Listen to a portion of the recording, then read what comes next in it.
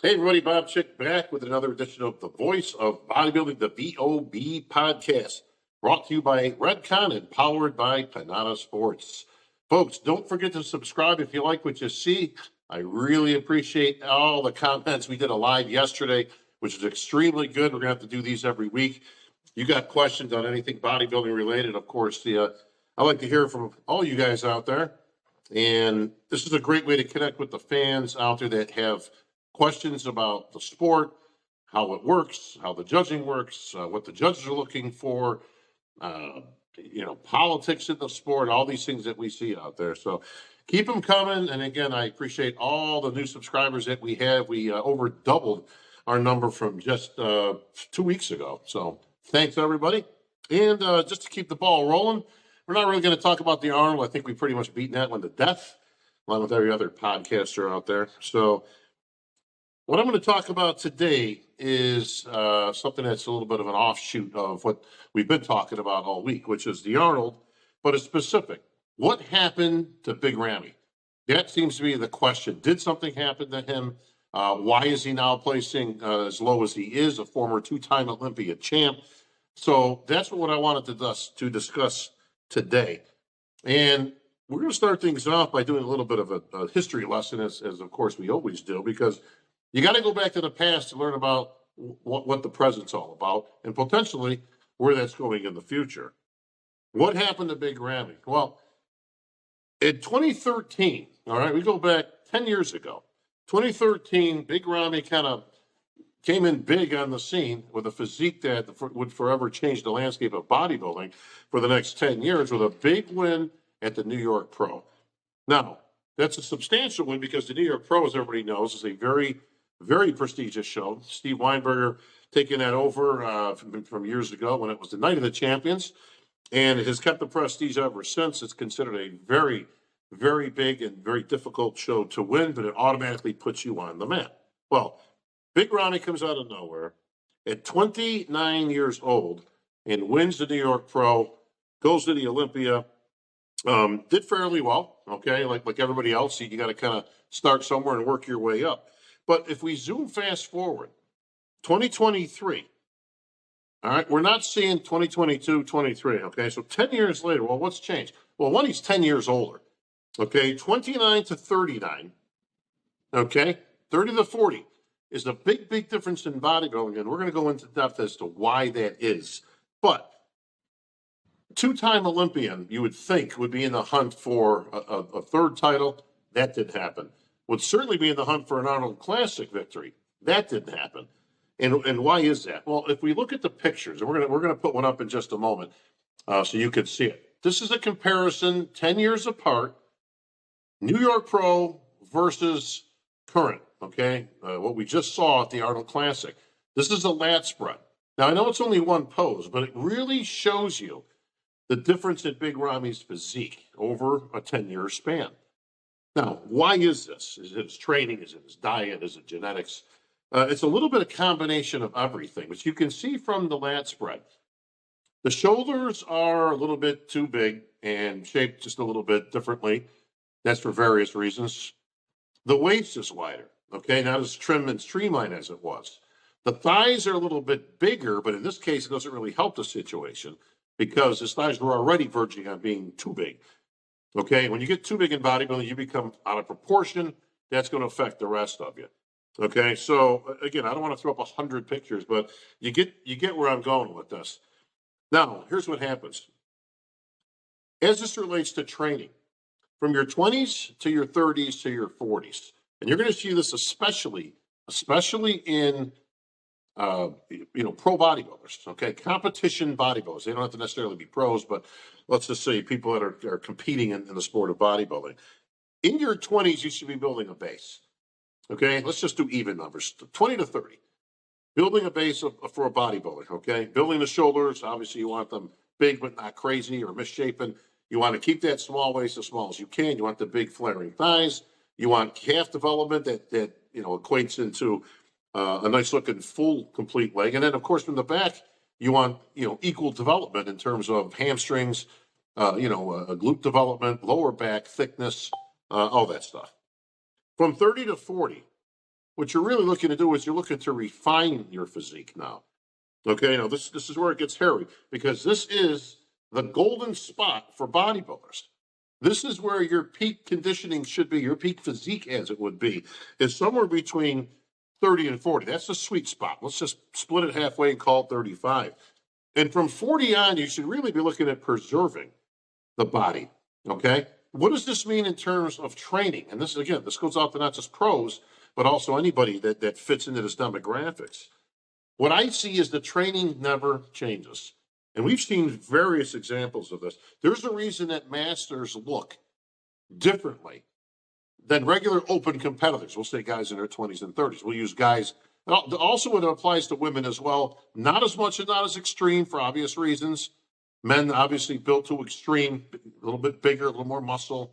So yes, it does make a difference. But the training has to, it doesn't have to, it should change as you change throughout. The diet changes. You've heard this a lot from coaches out there over the years.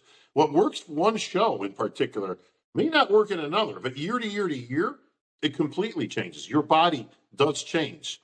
I remember reading years ago that they said your body undergoes a major change every 7 years or so. Is that true? I don't know. I mean, there's probably various degrees of opinion on that, you know, whether it be scientifically based or not. But let's just go with that. Again, build your base. That means squats, deadlifts, heavy, bent over rows, T-bars, those type of exercises are great for building a base. I wrote an article years ago in one of the magazines, I believe it was Flex magazine, called Butchering Sacred Cows. Thank you, the late, great Peter McGuff, for that title, because I completely went against the grain and did not endorse the bench press or the squat or any of the main exercises.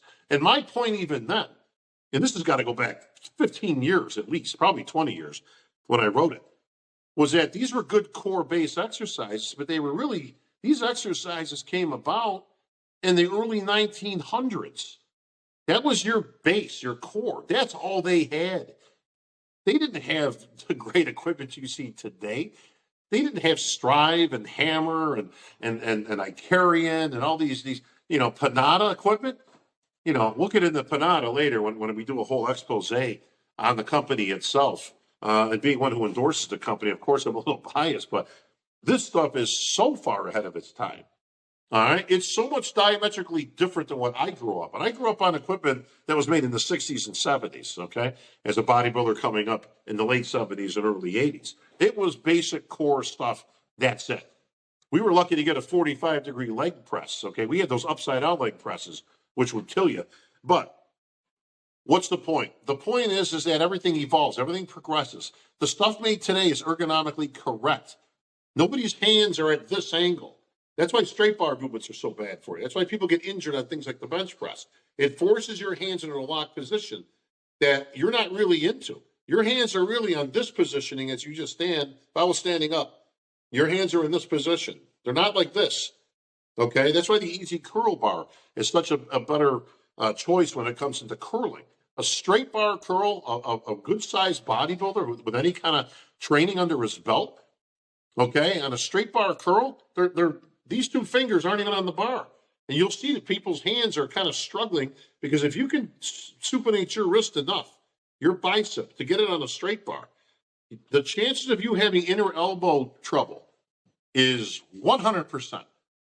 Guaranteed. And what's everybody do? Of course, you want big arms, so you go with big curls, right? Big barbell curls. All right? Not exactly ergonomically correct. This is going to be a problem down the long haul. Same thing goes in the opposite manner. Again, your hands aren't in this position, they're in this position. That's why a triangle bar for push downs, for triceps, is so much better than a straight bar. And then you're going to catch it on the outside of the elbow. We've all had that, where this is killing you out here, right? And that's what it's from, are exercises like that don't really make a whole lot of sense when it comes to how your body and how it's conducive to the exercise. That's why today's equipment is so much better, that you can turn. And it has, adaptive handles that will turn with you as you're pulling, whether it's for back, whether it's for biceps, whether it's for any body part. Now, that said, I don't care what you have to work with. You can be working with farm equipment and cinder blocks as far as I'm concerned. You still got to follow the basics of bodybuilding and how it's going to affect you in the bigger scheme of things as to what you present on stage. You build the base in your 20s and 30s. What's that mean? That means that most bodybuilders, by the time they get their pro card, let's just say you got your pro card at 30, you build as much base as you're going to build. That's it. If you haven't done it in 10 years, it ain't coming. I don't care what you take. I don't care what drugs you think you're going to use. I don't care, if you go to a different gym or you got some different equipment, you may be able to stimulate a little bit more just because you've got a change of environment or a change of equipment that you're using. But the base has been built. Now we go from there. During the peak of your career, and this is where I think Big Ramy has fallen into this trap, the exercises say the same. Why? Because you're seeing results. And you're seeing it in a big way. This guy got his pro card, stepped on a pro stage, won a pro show, got to the Olympia, did reasonably well. Now he placed better. In his Olympia career, he placed 8th, 7th, 5th, 4th, 2nd, and then 6th again before he won 2. All right? 8, 7, 5, 4, 2. And then 6. Let's throw the 6 out right now. You can see the consistency that this guy was making great progress. We saw a better Big Ramy every time we saw him. We saw refinement of the physique. But his base training, if it remained the same, will only take you so far, and then you're going to start getting what we call diminishing returns. Don't need the squat anymore. You don't need the bent over anymore. You don't need the bench press anymore. That's for damn sure. If anybody's ever torn a pec, 99.9999% of pec tears occur with, you guessed it, the bench press. There's a reason for that. You can literally get rid of all these core exercises when you turn 30, okay? Once you reach the pros, get rid of them, okay? This is the time to work on refinement, okay? Arms need to come up a little bit. Need a little bit more lat width. Need a little more thickness to the back. Need better separation in your hamstrings. Calves have always got to come up. Nobody's got too big of calves unless you're the late Mike Matarazzo or one of these type of guys, all right, where you just, Matarazzo's father actually had bigger calves than he did. I met him years and years ago. We missed Mike because he was just a great character. But, of course, Mike was known for that incredible calf development. And one day we were at one of the shows, and he says, "Hey, let me introduce you to my dad." And his dad comes over, big Italian guy, and he was a big boy. I mean, he was 350, easy. He said, "Hey, Dad, show him your calf." He pulls up his pant leg. His calves were bigger than Mike's. Never spent a day in the gym at all. Talk about your genetics. Now, that said, when you get towards the end of your career, okay, as you approach 40, I don't care whether you're going on the Olympia stage or whether you're going to go to a master's competition or whether you just want to, look good. Now you're in the preservation, okay? That means you can start downsizing your training a little bit to compensate. You can't do in your 40s what you could in your 20s. You can't recover like you could in your 20s and your 30s. This makes a big difference. If you keep going to the well, I can guarantee you, as somebody who has been there and done that you will come up empty one of those trips. And that empty is going to surface in the form of an injury, which is going to keep you out of action for a while. And you ain't making no progress when you're on the sidelines. Something that's chronic, it's still an injury, but it's just something that bugs you for a long time, takes months, like that outer elbow we're talking about, or, arthritis starts creeping in. So you have to go through these steps, even as a pro bodybuilder.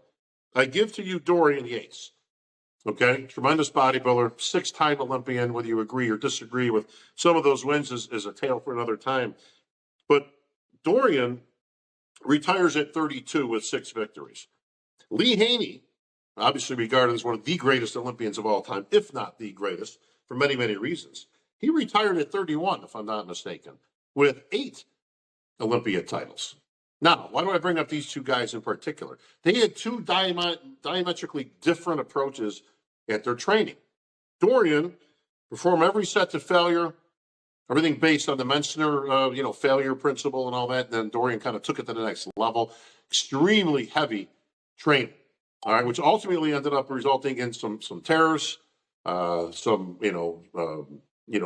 physique development that kind of got worse towards the end. The physique he presents at the last 3 victories even is not the same physique as the first 3. I think anybody can attest to that. But by the time he won his last one, he was kind of beat up and ready to get out. Lee Haney retired completely healthy, 100%, never tore anything. People argue his last Olympia was his best Olympia. And that was at the age of 31. So almost the same age and time frame. But Lee had this stimulate, don't annihilate saying that he was known for. Stimulate, don't annihilate. Dorian, all costs, beat it up till you can't do one more rep, until you're barely breathing and hanging on at dungeon training. And he felt as though that's what got him there. That's cool. But I think if you talk to him now, he would probably go back and start backing off on some of that training. When you're 2, 3, 4-time Mr. Olympia, do you really need to be doing bent over rows with 405 pounds? And if I'm not mistaken, I do believe that's where he incurred one of his bicep tear, one of his injuries, was doing a reverse grip pull-up, bent over with 405 pounds. Now, was that really necessary? Well, it may have gotten him there, but again, at some point, you don't need it. He already had the best back in the world by miles, okay? He could have done that with 2 1/4, got the same stimulation, or even better yet, choose a different exercise. Choose a different exercise, you'll get the same stimulation. So for those hardcore out there who are questioning what I'm saying, you can prove this to yourselves. First of all, your body is very adaptable to training. If you're one of those people that go in there time after time, workout after workout, and you do the same thing in the same order every time, your body gets used to that. Now, we did this years ago when I was a kid because that's what the guys before me taught me. You went in, bench, incline, decline, fly. It was the same order, the same thing every time. We trained twice a week, which is great if you're in your 20s. Do not train twice a week if you're in your 30s or your 40s. You can't recover. You'll get, again, diminishing returns. There's a reason a long-distance runner doesn't have huge legs, and they do repetition after repetition after repetition. When you think about it, the amount of muscle that they use on a constant basis is way more than a bodybuilder does, but they don't look like bodybuilders. Why? Because their bodies have adapted to what they're doing. You would think a bricklayer out there who's lifting up blocks and bricks with their bare hands every single day would have huge 23-inch guns. They don't. Why? Because bodybuilding is all about breaking it down and repairing. Breaking it down and repairing. Nobody in the history of mankind ever built a muscle in the gym. Think about that for a second. You go to the gym to break down muscle tissue. You don't build anything. What's that tell us? Well, it tells us recovery is not just as important, it's more important. More important than you breaking it down or how you break it down. Because if you can't recover, you just get in a constant state. Your body adapts. That's why the bricklayer doesn't have 23-inch guns. He's got strong arms, I can tell you that. You've seen some thin Mason guys out there who will run circles around you when it comes to lifting up bricks and blocks, but they don't look like bodybuilders, okay? Their bodies are not in a state of recovery, ever. That's what they do for a living, to each their own. If you want to be a competitive bodybuilder, you want to break it down and then allow for enough recovery time to build. The idea is to build a little bit bigger, a little bit stronger, and that takes time, of course, time in the gym, being consistent, but you can't do it. If you go in and you break down, let's just say you had a fantastic world-class Olympian workout on your arms, and man, you can't even move the next day, right? And then a couple of days pass and you're still sore, but then you say, oh, I'm going to hit arms again. You're not even recovered yet. So all you're doing is you broke it down, and now you're recovering, well, you broke it down again. Now you're in trouble because you can't get out of that. You're either going to end up injured, or again, your body's going to adapt. There ain't no 22-inch guns coming your way, okay? Because you're in a constant state. I've never seen anybody in my history, ever, and I've been around a long time, many decades, many training partners, not seen one build up a lagging body part by training it more. I have recommended and seen people train it less and actually bring up a lagging body part because they allow for recovery. Your senses tell you train it more, right? Well, I need bigger legs. Why would I train less? Or they keep piling the weight on. I remember training partners years ago had to get bigger legs, but what would they do? They were stronger than an ox, but they got the wrong training method. Sometimes you don't respond to big, heavy weight. You respond to repetition. That you've got to figure out pretty early in the program. Does your muscle respond to repetition? Does it respond to big, heavy weight? Or are you somewhere in between? And that's something for trial and error. You have to see what works for you. But I've seen guys being able to squat 600 pounds, their legs still look thin. Again, wrong method to get the wrong result, or not the result that they're looking for. All right, so we also saw this with Ronnie Coleman. Again, the Ronnie Coleman you saw in 98 is not the same in his last victory before Jay took him out. Okay? With all due respect, and Jay earned every bit of that victory chasing Ronnie for years. That was not the same Ronnie Coleman. Again, he was injured towards the end. You can see there was differences, anomalies in the back from left to right. His physique was starting to break down even at that point. Even if you look at his last Olympia victory, it's not as good as the first one. Phil Heath, very good friend of mine, 7-time Olympia winner, one of the best, if not, I think I just said it the other day, I give Phil, he may be the most complete Olympian of all time, and I include everybody in that. Everybody, okay? Might just be. Good for argument. We'll do a future segment on that. But Phil at the end isn't the same Phil. Why? Well, again, you saw Phil in his 20s come up. You saw him peaking. A lot of people say 11, 12, 13 were his best years. He would go on to 7 victories. His 7th victory, if you take the Phil Heath that wins number 7 and the Phil Heath that wins number 1, 2, and 3. All right? The first victory that Phil had, that physique beats all the rest of the other Phils. Because the only thing that happens at that point, as you can see, obviously he's a little bit older at the end.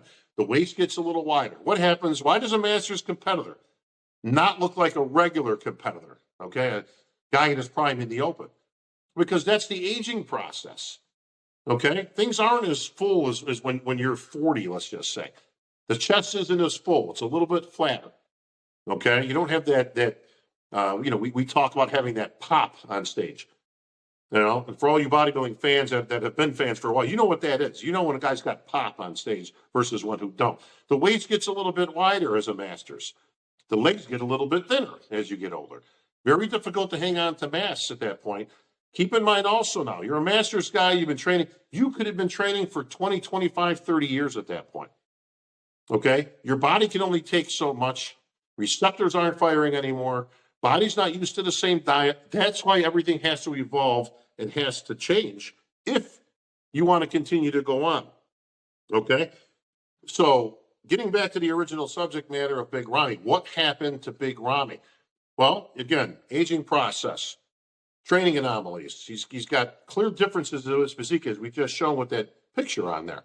And you can see that all day long on stage. He's also got, not to take away from anybody, of course, but who he started out with and competing against was a little bit harder, in my opinion. All right, a little tougher lineup. We go back to the 013 Olympia. You had Phil, Kai, Dennis Wolf, Sean Roden, Dexter, Jay, and Big Ramy, I believe. No, Rudy Winkler. Okay?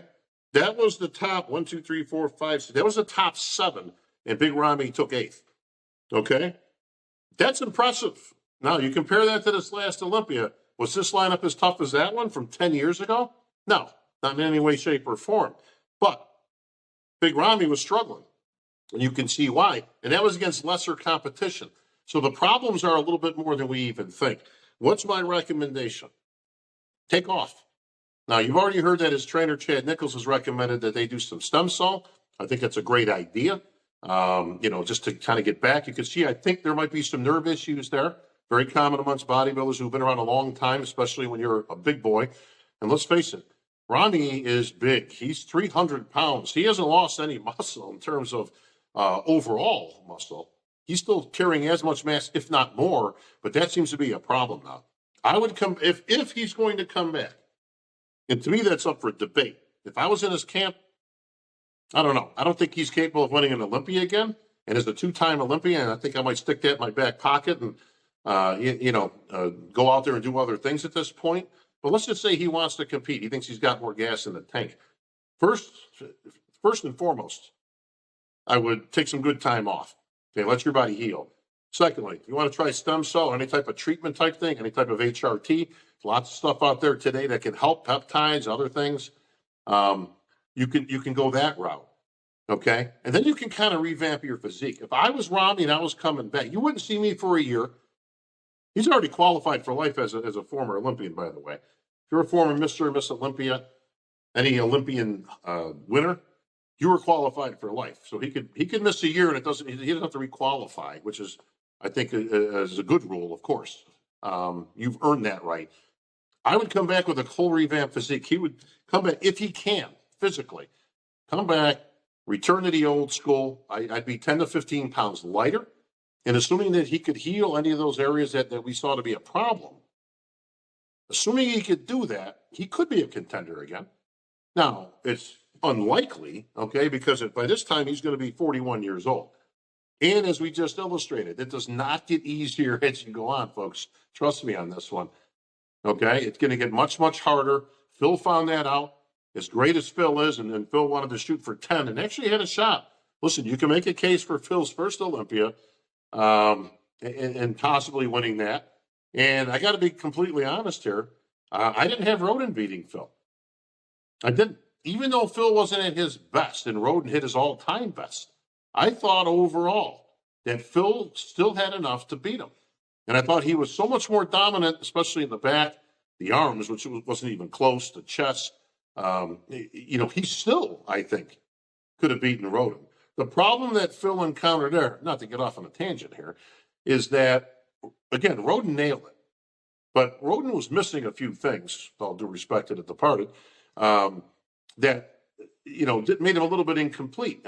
He's known, interestingly, for his symmetry and his proportion of it. But honestly, if you really look at it, that's not really his hallmark. His hallmark was he had great thighs, he had great abs, naturally small waist, and he looked good and real good in certain poses. He could manipulate his body and really show off his physique to its best. But his arms weren't big enough, in my opinion. His chest was subpar, in my opinion, and he was weak from the back. Okay, those are some attributes that Phil had all day long. So you could make a case for 9 out of Phil. But, like I said, easier said than done when it gets to being 40, 41, 42. This is what made Dexter Jackson such an anomaly, is that this guy, from 40 to 50, seemed to get better. He had a little bit of a dip there for a year or two, and then but even Dexter, and this is perfect analogy for this right here. Dexter had to change what he was doing. He had to change. He never did cardio before all of a sudden he had to do cardio. He did things for years, and all of a sudden because his body changed. His body changed. And one more note on this type of stuff, since we pretty much have covered this. So we're going to use this as the best analogy to cover all the Arnold-esque. Why didn't Nick win? Still don't understand how he got beat by Sampson, all that stuff. Perfect analogy I thought of the other day. Okay, Lee Haney and Rich Gasperi.